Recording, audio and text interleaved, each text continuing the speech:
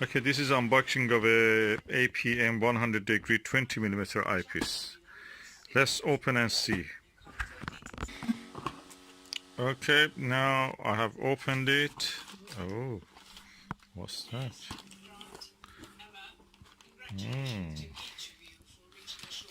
Oh, what is that?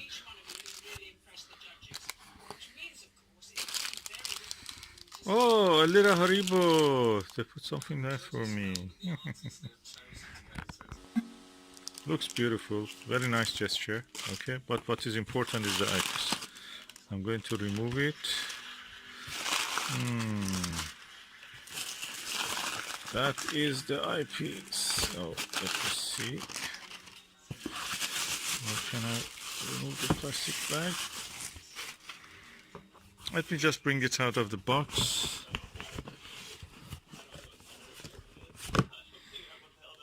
I'll put away the box. There is nothing else in it. So what we have here is a APM ocular, which means eyepiece HDC XWA, extreme wide angle, 20 millimeter, 100 degree, 2 inches. So that's the moment of the truth. I have to open it by hand. Okay, the lid is open. Oh, a cleaning cloth. This is the eyepiece. Let me extract it. I received one which looked refurbished or used, and I sent it back, and they hopefully have sent me a new one, because I paid for a new one. It was not advertised as refurbished. So let's see what is this one. Okay, that other one had, I may just add that one at the end of this video, but look, this is new. You can see. I'm going to open the end cap also. Yes, this is new, clean. I can see that.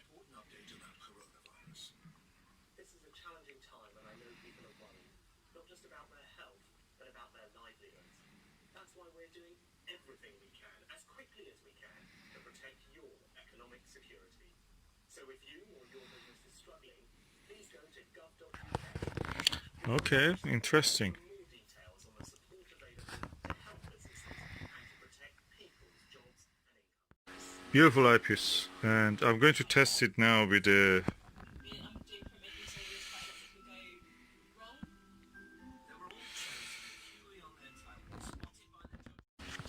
This is a brilliant eyepiece. Look at it. The sheer size of it, and also the weight is not as heavy as the ethers, and also not as heavy as the myriad, Skywatcher myriad. So I'm looking forward to this. Okay, this is a very impressive eyepiece. Quite chunky, not heavy, around 400 grams.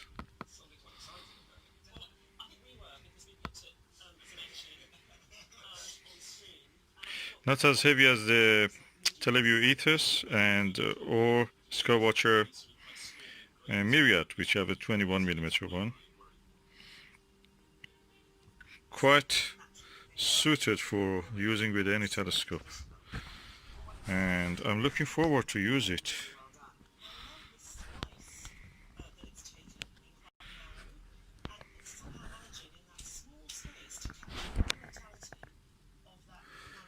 Beautiful.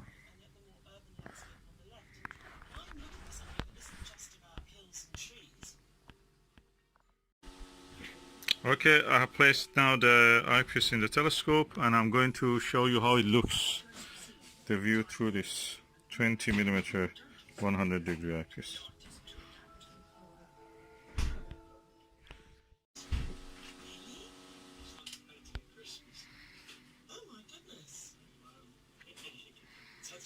You see the wide angle.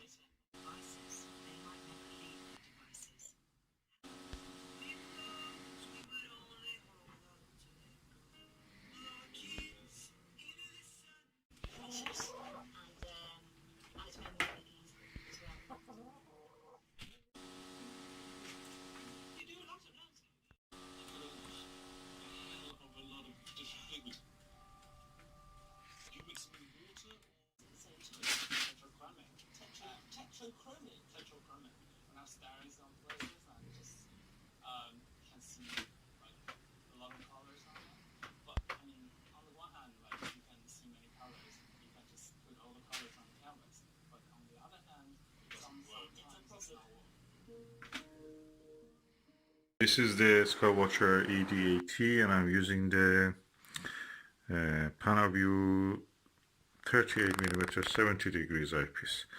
And I can say that around the 90% to the edge of the field, a little bit astigmatism creeps into the image. And this is a very good eyepiece, I'm telling you. This is one of my best eyepieces.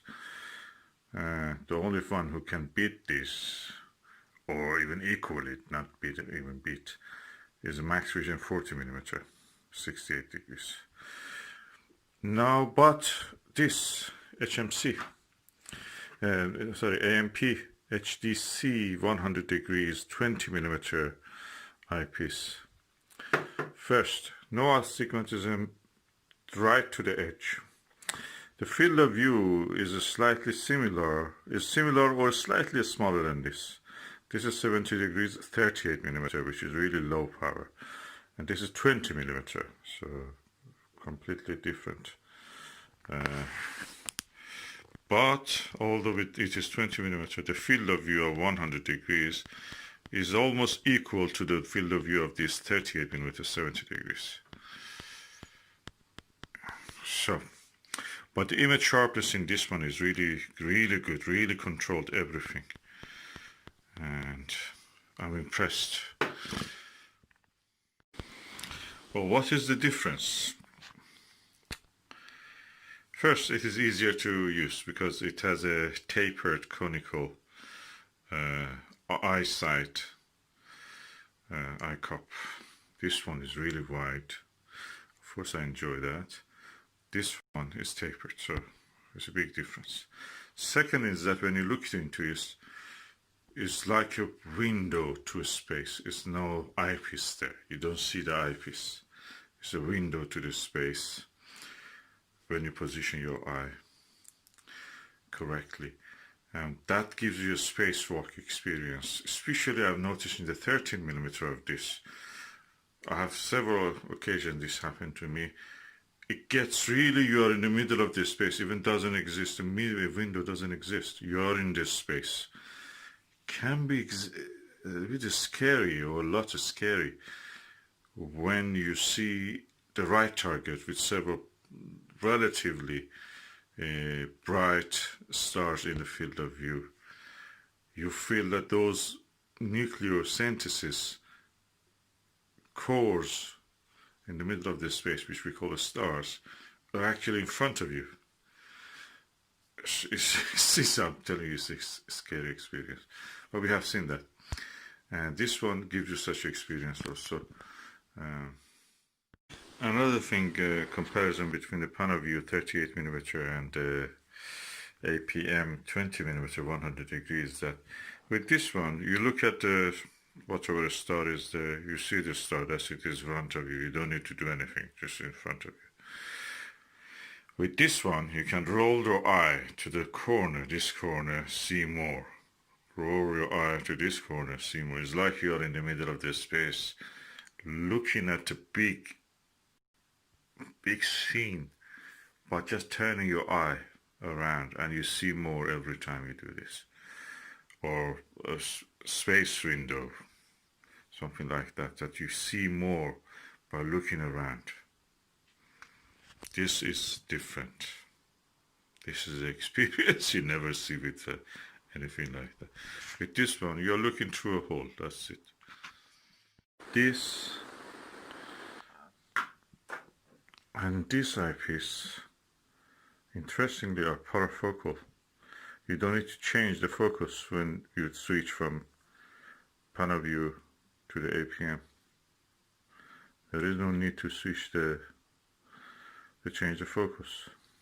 They fall in focus exactly when you just switch the eyepiece.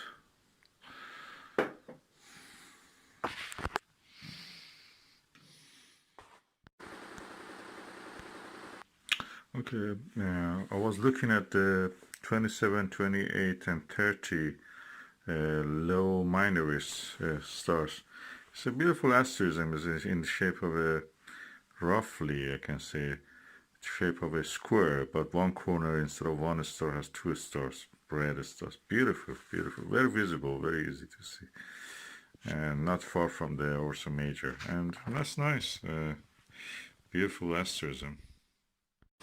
Yeah, funny enough, these two are not parafocal. This is 30mm APM and this is 20mm.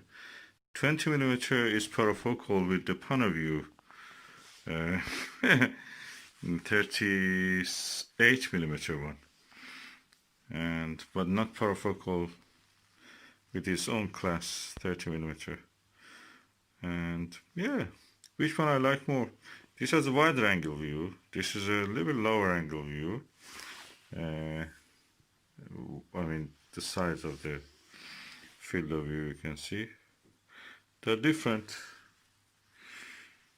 Which one I will use more? Probably I will use this more. But that is nice for, you know, clear view of everything. Can use the other finder also. I may go for a lower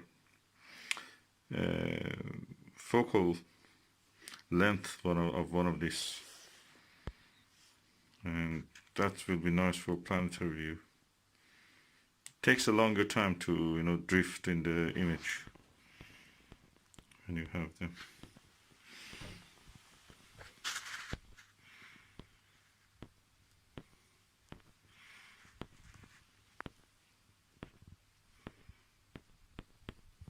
When you're using Dobsonian, something like which is not tracked.